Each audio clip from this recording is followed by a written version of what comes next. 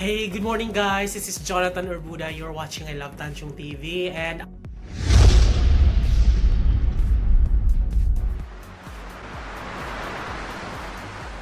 update po tayo ngayon, no? So, napagdesisyonan ko na ang una ko na lang gagawin ay yung TV. Ipapakabit ko siya dito sa dulo. Ipapakabit ko siya dito. So, since mura-mura lang kasi, siya lang yung pinakamura so far. So, hindi siya masyadong priority, pero siya lang kasi pinakamura kasi 500 lang kakausapin ko yun si Kuya Juna. Baka pwedeng 500 na lang ang kanyang talent fee para magpa-attach to sa wall. So, kinausap ko na siya kahapon. So, dapat ngayon siya. So, alas 8 ng umaga ngayon. So, mamayang mga alas 4 ng hapon, available siya. So, ihanda ko lang yung mga gagamitin niya kasi alam ko, nandito yung tinago ko yung libreng wall mount. Nakasama niya nung binili ko yung TV. So, nandito yun eh, Diyos ko. Puro ipis na to guys. Ayan o, sa taas. Diyos ko. Ay, nako, ito siya.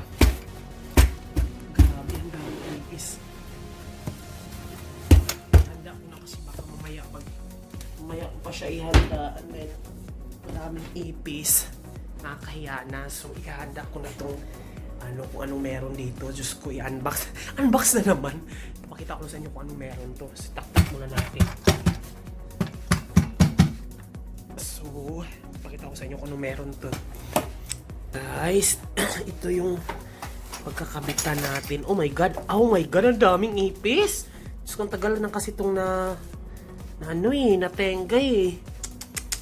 Alam mo, dito talaga siya sumusiksik sa mga cartoon. Ay nako, ito ihanda na lang natin to. So ito yung mga patang ina reset. Saan galing to? Diyos ko, nag-spray na ako eh. So,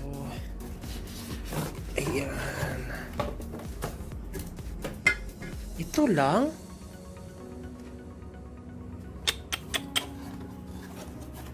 Tapo na natin to.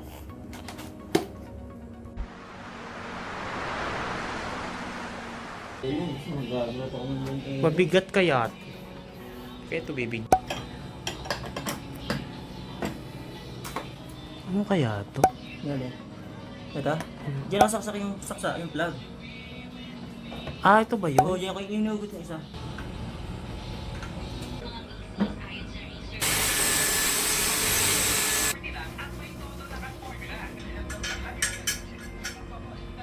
Ayan guys, ito na. Sorry kasi medyo madumi siya, pero ito na yun. Naka-attach na siya guys. Medyo madumi pa kasi kakatapos lang ilagay ni Kuya June. So, i-attach na natin yung mga gadgets natin para pwede na nating i-try natin to. Nako, excited. Dumi. So, balilinisin ko muna to. Tapos, pagkatapos kong linisin, titignan natin kung ano yung magandang bagong setup. Yan na siya guys. Guys, ang bago kong setup. So yan na yung laptop ko. Yan na yung dalawang speaker. Tapos yung subwoofer. Tapos dito na lahat ng saksakan ko. Hindi na siya masyadong congested at nagkakalat masyado. So ayusin ko pa rin yan. Under construction pa rin yan. Tapos yung TV ko, andyan na ang TV. Ayan. Sobrang ganda niya kasi nga kahit nakahiga ako dito sa kabila, try ko ha. Talagang nakaanggulo siya pa. Parang So, nandun na yung speaker, dalawa. Tapos, bali yan na yung pinaka-setup ko. So, medyo lumuwag na siya ng konti. So, yun yung setup sa likod niya guys. Sobrang linis niyang tingnan. Tapos, ang gagawin ko, bibili ako ng ilaw, yung backlight, yung didikit sa gilid. Yung ididikit mo siya sa gilid na ganun. Tapos, para magiging maganda siya banda dyan. Yung parang kulay violet. So, maghahanap ako sa Home Depot ng mura-mura na kasi ganun. Yung parang i-square ko dito sa likod, ididikit ko siya. Hi! Good morning guys! Ngayon magtatanghali na pala, 11:26 na ng umaga. Ngayon, kahapon, napansin nyo naman kahapon na pinakabit ko na ang aking TV sa wall. So, sabi ko, yun nga pala, maraming nagsasabi na unahin ko muna yung lock or kusina or kung ano man yung priority or save, ganyan. So, bakit inuna ko yung entertainment area ko na gagastusan? Well, di naman masyadong gastos kasi mura lang naman itong yung pagpapakabit nito kasi worth 500 lang naman ang pagpapakabit nito.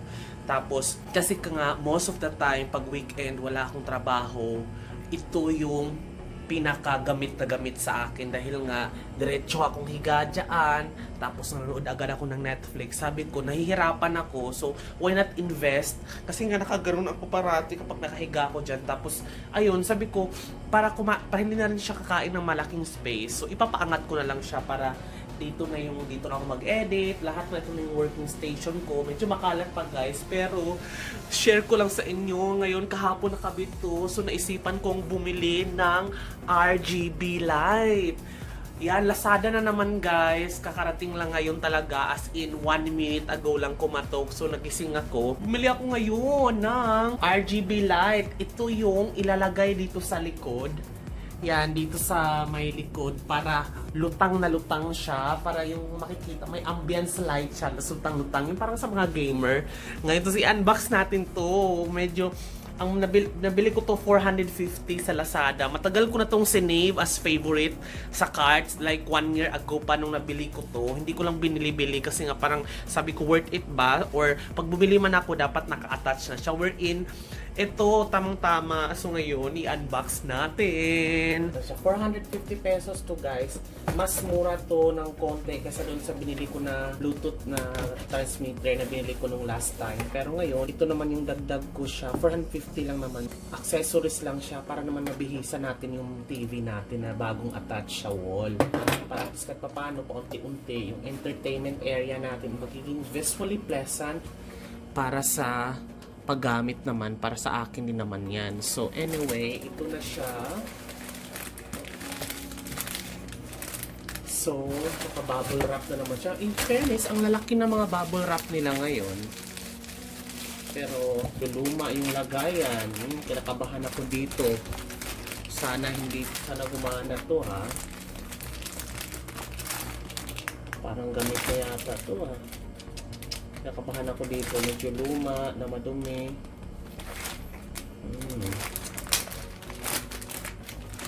Alright. So, ito siya guys. Ito ang ilalagay natin sa likod. Ididikit natin to. May scotch tape. Ay, may ano dito, double-sided tape na rin to. Tapos, ididikit natin sa likod to ng TV. Tapos, papailawin natin. So, meron siyang effect na kung ano, blue, violet, green, mga ganong-ganon drama sa buhay. So, ito siya. Ewan ko lang kung ilang metro to. Walang specification. 452 pesos ko. Pero hindi ko alam kung ilang metro to. Tapos meron itong remote. Tignan natin kung anong maganda ba sa remote. Okay. Ito yung USB. So, isasaksak ko na lang to sa likod ng ano guys. Isasaksak ko na lang to sa likod ng, kasi may USB naman na saksakan dun sa likod ng TV. Tapos, i-connect natin siya dito. Tapos, titignan natin kung gagana siya. But for the meantime, ite-test muna natin siya. Sana gumana siya. In-order ko siya kahapon. Dumating siya agad ngayon. Ayan. So, ita-try muna natin siya guys. I-connect natin. Ayan. Tapos USB. So gamitin ko ulit yung charger na to. Tapos sana hindi siya pumutok, no? Ayan! Oh my God! Gumana siya guys! Excited ako! So, ang kailangan na natin dito ay idikit na lang talaga siya sa likod ng TV. Yan, off. Turn on. Gusto ko kulay green. Gusto ko kulay blue. Ayan, gusto ko kulay red. Love it! Gusto ko kulay pink. Love it! Gusto ko kulay yellow. Gusto ko kulay green. Kulay orange. Kulay blue. And then, dim natin ng konti. Ayan, pwede natin i-dim. So, loving it. Agoy, ginoo ko. Gusto ko to talaga. Ano kaya to isa? I-dim light natin siya. And then, papalakasan natin. So excited! Diyos ko, guys! So, ayun na nga. Gumana siya.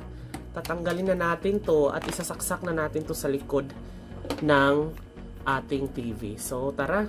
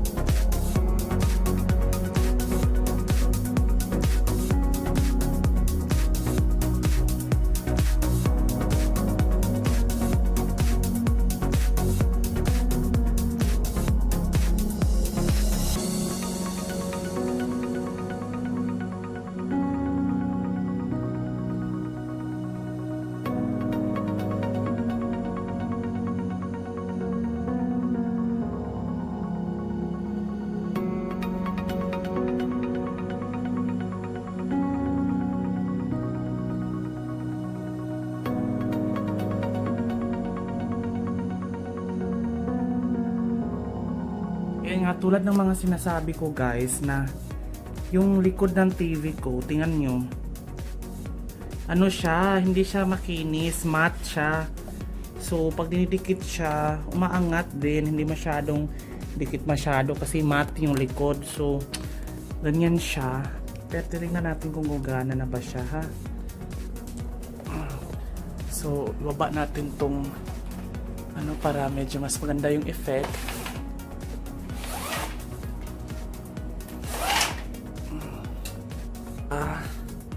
Yung ilaw. Then try natin. So ayan, so nakatanggal na yung flash natin guys. Ulit natin gawin. Medyo dim light lang tayo ngayon sa loob. On natin yung TV and then tingnan nyo. Diba? Ang kulay niyan is blue. And then if you're gonna choose red, yan o, try natin yung red. Yan, so dapat ilalabas natin ng konti itong little guy na to para madidetect siya ng remote. So ididikit natin siya dito sa gilid. O diba, bongga. Tapos naging violet, naging red. So loving it. Ayan na guys. Ayan na ang bago kong entertainment area. Tapos lilinisin ko yan. Ayusin ko yun ng bonggang-bongga. Pero baka bibili ako ng bagong, didispose ko tong lamesa ko na to. Bibili ako ng desk talaga, working desk. Hanggat kung may ano na extra kasi pwede pa naman tong gamitin eh. Tsaka yung chair na talagang ergonomics na chair. Tapos yun na yun. So loving it. Tapos bibili ako ng monitor dito for my computer para at least pag nag-edit ako medyo okay na. So dito manonood, dito na ako mag-edit. And then okay na. Ito na yung pinaka-last kong papakita sa inyo for my upgrade and my entertainment area. So ayan na nga guys, thank you so much for watching guys. So ito na yung pinaka-update ko, 'di ba? Ang garang niya. Nagmukhang high-tech siya tingnan kaysa dun sa normal na TV na ilalagay lang. Pero ngayon mukhang naka-float na siya tingnan.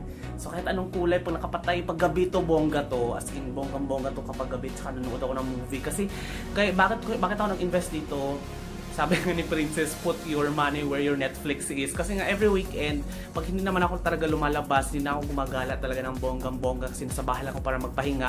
Part of my pahinga is manood ng movie, mag-computer, ganyan. So sabi ko, pagandahin ko to kasi ito kasi, yung kusina ko, kapag ito yung unahin ko, hindi ko naman siya nagagamit kasi hindi naman ako nagluluto. So I spent most of my time dito kaysa dito. So ang susunod nating target is yung lock na lang talaga, guys. Yung ano na, yung pang malakasang lock na para sa atin. So ito na, bongga.